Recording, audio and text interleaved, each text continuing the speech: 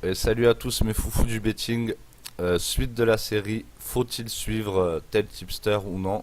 Voilà, vous m'avez donné des noms sur la précédente vidéo. Si vous l'avez pas vu, je vous conseille d'aller la voir sur la chaîne. C'était faut-il suivre Pronomax. Voilà, on m'a donné des tas de tipsters à suivre et je pense que dans la plupart qu'on m'a donné, ce sont pas forcément des bons tipsters à suivre. Donc je ferai ça, en tout cas un de vos tipsters que vous m'avez donné dans la troisième vidéo. Faut être bon joueur. J'ai pas envie non plus de dire voilà, on ne suit personne. Donc forcément, également dans cette série, on trouvera des tipsters qui sont suivables et de confiance, soit que j'ai testé, ou soit qui ont des gros bilans vérifiés. Donc aujourd'hui, ben, pour ceux qui ont reconnu, très très connu dans le monde du betting, on a pour, euh, pour les parieurs, c'est le numéro un en tipster. C'est un monstre tout simplement. C'est Dédé Pronostic. Alors je vous parle tout le temps de ne pas suivre souvent les tipsters qui n'ont pas de bilan vérifié, à part si vous connaissez évidemment beaucoup de pros qui le suivent ou de joueurs voilà, qui savent parier, qui le suivent et qui peuvent vous valider que ces bilans sont réels. Et ici, on va voir que ce tipster il va encore plus loin que ça. C'est-à-dire que c'est encore beaucoup plus honnête que ce que pourrait faire n'importe quel tipster. Donc voilà, vous avez déjà son site ici. Je vous mettrai le lien en bas. Ben, c'est ddpronostic.com. Donc voilà, vous avez à chaque match qui se termine un mail que vous recevez avec ben, son analyse qui a été donnée et si ça a gagné, si ça a perdu. Bon, sache qu'elle est assez ok. Et si vous avez la section bilan, alors vous pouvez vous abonner en NBA ou sur les marchés de niche qui fait aussi Euroleague, Pro A, Pro B. Même si je crois que c'est souvent très très complet avec une bonne liste d'attente à mon avis. Mais on va s'intéresser sur la NBA, c'est ce que je vous conseille de suivre chez lui, étant donné que c'est là où il y aura le plus de place, vu que c'est un marché de masse, et il en tient compte. Et c'est ça qu'on va voir. On va aller déjà voir son bilan pronostic global. Donc ici c'est carrément, voilà, là il l'a décortiqué en long terme, 1x2, handicap plus, handicap moins, over-under. On peut voir qu'en plus il se débrouille dans toutes les disciplines. Ça c'est depuis 2012 je crois en tout cas, c'est que sur la NBA, voilà.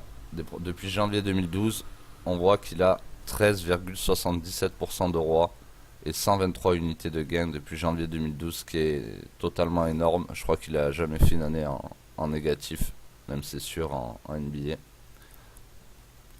Donc on va aller voir aussi pour cette année, voilà 2017-2018, vous avez chaque année, vous pouvez aller voir, c'est vraiment bien foutu. Là on voit août, septembre, octobre, novembre. On voit que cette année, ben, c'est la première année que je vois ça je crois. Il est à moins 4,5 unités.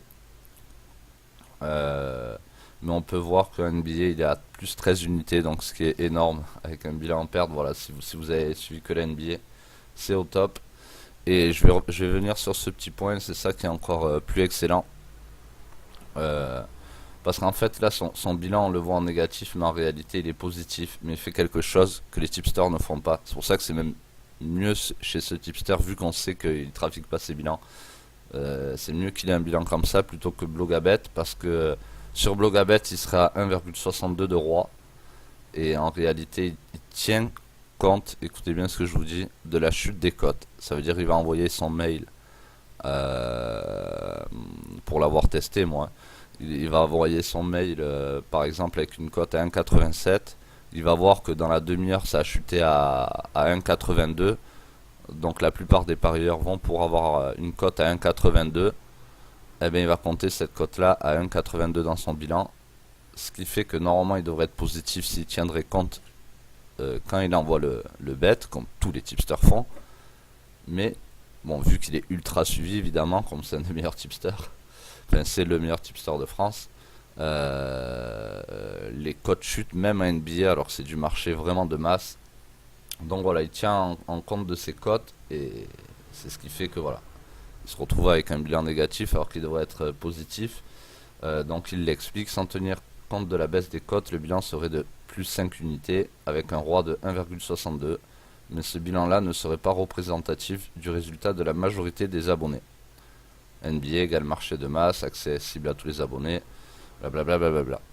Donc ça c'est énorme.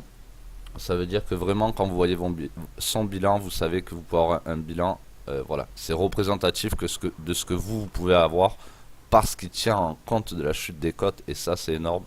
Et on peut dire qu'il est gentleman de ce côté-là et qu'il fait ultra bien son travail. Donc voilà. Je vous le conseille. D'ailleurs, tous les gros parieurs suivent Dédé. Moi, je le suis plus maintenant. Je l'avais suivi un temps. Je le suis plus parce que voilà, j'ai Dorian chez Tipster Pronostic. Dans la société, il y a Dorado aussi. Voilà, c'est un peu de la, on fait de la pub pour la concurrence, mais vous savez très bien que voilà, on est comme ça chez Tipster Pronostic. On se cache de rien. Je vous conseille d'aller voir ce tipster, de le contacter. Si vous êtes parieur en devenir ou si vous êtes parieur, si vous voulez continuer dans les paris, si vous voulez faire les meilleurs choix, c'est forcément un tipster. En fait, tous les parieurs ont ce tipster dans leur catalogue. Quand on arrive dans les paris, forcément d'entrée, il faut avoir des dés. Voilà. Ça vous fait une petite sécurité. Voilà. Alors, je vais vous donner une petite astuce. Ça, c'est mon astuce. Voilà, je sais qu'il mise à peu près 1% par mise. Moi, quand je le suivais, je mettais 2%. Ce qui fait que ça me doublait son bilan. Voilà, parce que là, il a un bilan énorme en misant 1% de moyenne à NBA. C'est-à-dire jamais il envoie 3 ou 4 ou 5%. Donc déjà, vous n'avez aucun souci de perdre votre capital. Ça fait 5-6 ans que c'est lui le meilleur en France et qui fait les meilleurs bilans et sur du marché de masse. Bon, voilà, c'est ma petite astuce. Moi, je conseille, lui, il ne le conseille pas. Enfin, moi, en tant que parieur, pour maximiser un petit peu mon capital, je doublais, je mettais à 2% et je suis pas quelqu'un qui va mettre 3%. 2% c'est ma mise max et étant donné que voilà, c'était le parieur le plus sûr, le tipster le plus sûr, j'allais jusqu'à 2%. C'est ma petite astuce. Donc voilà, faut-il suivre des pronostics si moi je suis à votre place, évidemment je fonce les yeux fermés en sautant sur la table. Voilà, et bien j'espère que ce petit épisode faut-il suivre tel tipster ou non vous a fait plaisir. Comme je vous ai dit, on voulait, voilà, faut être bon joueur. Faut pas dire aussi lui il est nul, lui il est nul, lui il est nul, lui il est nul aussi. Et il n'y a jamais de bon tipster à suivre. C'est pas notre manière de faire. Voilà, si on peut vous proposer des bons tipsters, vous avez des pronostics, le meilleur tipster français pour tous les parieurs, tout le monde le sait. Si vous ne le savez pas, maintenant vous le savez. C'était PPJ les gars, et je vous dis à bientôt sur tipsterpronostic.com, et je vous fais un gros big up.